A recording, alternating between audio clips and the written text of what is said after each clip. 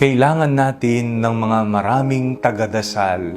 Ako po si Father Fiel Pareha at ito po ang ating segment, ang Daily Devotion, na kung saan tayo po ay magdarasal, magbabasa at magninilay kasama ng salita ng Diyos sa buong taon. Manalangin tayo.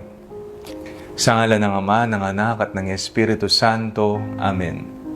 Halina, banal na Espiritu, liwanagan mo ang aming puso at isip, nang maunawaan at may sa buhay namin ng iyong salita. Amen. Our Bible passage for today is from the Gospel of St. Luke chapter 2, verses 36 to 40, and I read it for you. There was also a prophet, Anna, the daughter of Phanuel, of the tribe of Asher. She was of great age, having lived with her husband for 7 years after her marriage, then as a widow to the age of 84.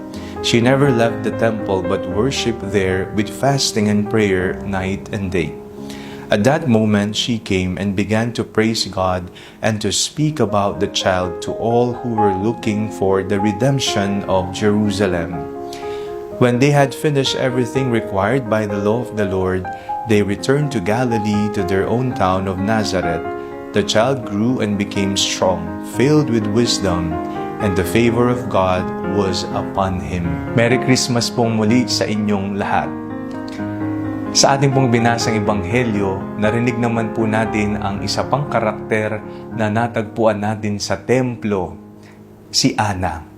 Si Ana, batay sa ating binasang ebanghelyo, ay tapat sa pagdarasal at pag-aayuno. Sa mundo po natin ngayon, kailangan po natin ng mga bagong Ana na magdarasal at mag-aayuno.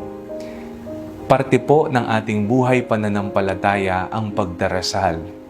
Maaari mong tanungin ang iyong sarili, ako ba ay tapat na nagdarasal sa Diyos? Ako ba ay may panahon para magdasal at makipag-usap sa Diyos? O masyado na akong abala sa buhay para sa paghinto, pananahimik at pagdarasal? Tanungin mo yung sarili mo. At tanungin mo rin, ako ba ay nagsasakripisyo? Isang mainam na pagsasakripisyo ay ang pag-aayuno. Sa pag-aayuno, natutuon natin ang ating focus sa ating Panginoon.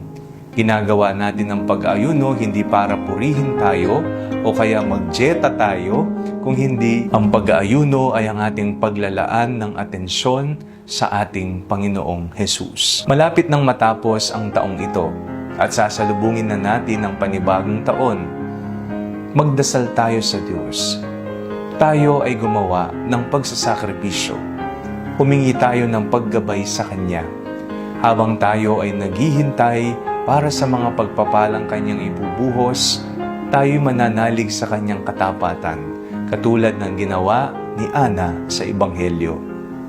Manalangin tayo. Panginoong Jesus, nawa, bigyan niyo po kami ng biyaya na maibigay namin ang aming sarili sa panalangin at pag-aayuno. Amen. Sa ngalan ng Ama, ng Anak at ng Espiritu Santo. Amen. Huwag po ninyong kalimutang i-like ang video ito, mag-comment po kayo and share it with your family and friends. Ang Panalangin Bago Matulog ay may sariling Facebook page na po. Huwag niyo pong kakalimutang mag-like and mag-follow dito, and do not forget to subscribe to our YouTube channel. I-click niyo lamang po ang link na nasa comment section ng video ito, o kaya naman po just search Father Fiel Pareha. At kung nais niyo pong maging updated sa ating pagpapahayag, you can join our broadcast channel dito po sa ating Facebook page. God bless you po.